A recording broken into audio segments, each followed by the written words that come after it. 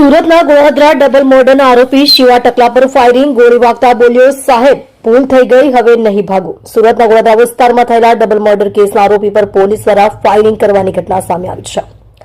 Reconstruction દરમિયાન આરોપીએ ભાગવાનો પ્રયાસ કરતા પોલીસે સ્વરક્ષણમાં 2 રાઉન્ડ ફાયરિંગ કર્યું હતું। ફાયરિંગમાં આરોપીને પગમાં ગોળી વાગતા તેને સારવાર માટે સિવિલ હોસ્પિટલ ખસેડવામાં આવ્યો હતો। શિવા ઉર્ફે શિવો ટકલો રિકન્સ્ટ્રક્શન દરમિયાન ભાગવાની કોશિશ કરતા ઇજાગ્રસ્ત।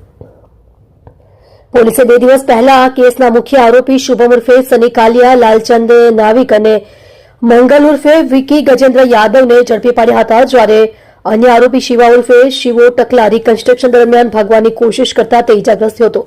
સાહેબ ભૂલ થઈ ગઈ, હવે નહીં કરું, હોસ્પિટલ લાવતા જ આરોપીની શાન ઠેકાણે પડી ગઈ હતી। તે સમયે આરોપી ચીસો પાડતો હતો કે સાહેબ ભૂલ થઈ ગઈ, હવે નહીં થશે, હવે નહીં ભાગવું, મને છોડી દો। શિવા ટકલા સામે ગુસ્સીટોક, હત્યા સહિત ગંભીર પ્રકારના 10 જેટલા ગુના નોંધાયેલા છે। પોલીસે જણાવ્યું કે આરોપી શિવા ટકલા ઉર્ફે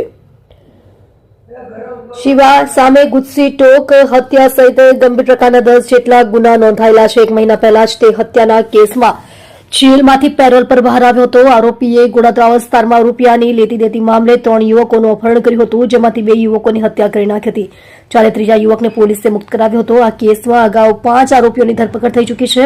ડીસીપી આલોક કુમારનું નિવેદન। ડીસીપી આલોક કુમારે જણાવ્યું કે આરોપીની ધરપકડ અમદાવાદથી કરવામાં આવી હતી અને પોલીસ વાન મારફતે તેને સુરત લાવવામાં આવી રહ્યો હતો। રસ્તામાં આરોપીએ વોમિટ થવાનું બહાનું બતાવ્યું હતું, જ્યારે 2 પોલીસ કર્મીઓ તેને સાઈડમાં લઈ ગયા ત્યારે આરોપીએ પથ્થર વડે હુમલાનો પ્રયાસ કર્યો હતો। આ સ્થિતિમાં પોલીસને સ્વ બચાવ માટે પગના ભાગે 2 રાઉન્ડ ફાયરિંગ કરવાની ફરજ પડી। સમગ્ર મામલે ઊંડાણપૂર્વક તપાસ કરવામાં આવશે।